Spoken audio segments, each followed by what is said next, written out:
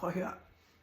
Altså, kender I det, hvor man bare har sådan en dag, hvor man bare ikke gider en skid, og alle er bare irriterende, og hele verden er imod dig, men du ved jo godt et eller andet sted, du får fedest, men du lader det alligevel påvirke dig, og det er bare rigtig irriterende, ikke?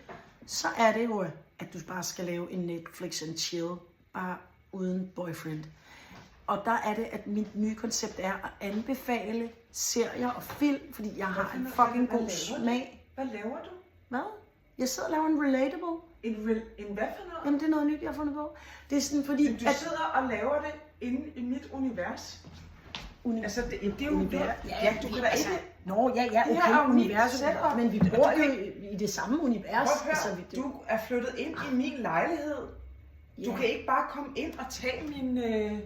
Altså, det er skide hyggeligt, men lige når det kommer til arbejde, altså...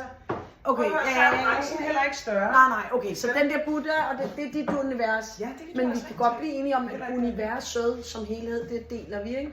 Jo, men Okay. ikke, og jeg synes heller ikke lyset. Nej, okay. Stearinlys, det er også dig. Det har du også patent på. Ja, fair nok. Prøv at høre.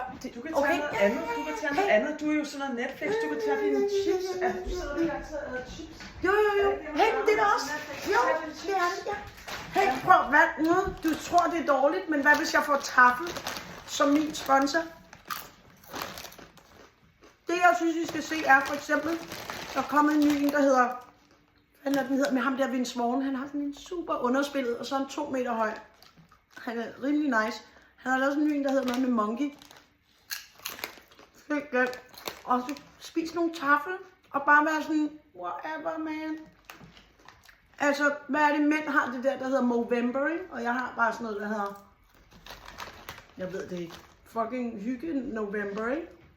Hvor man bare slapper af og spiser chips, og...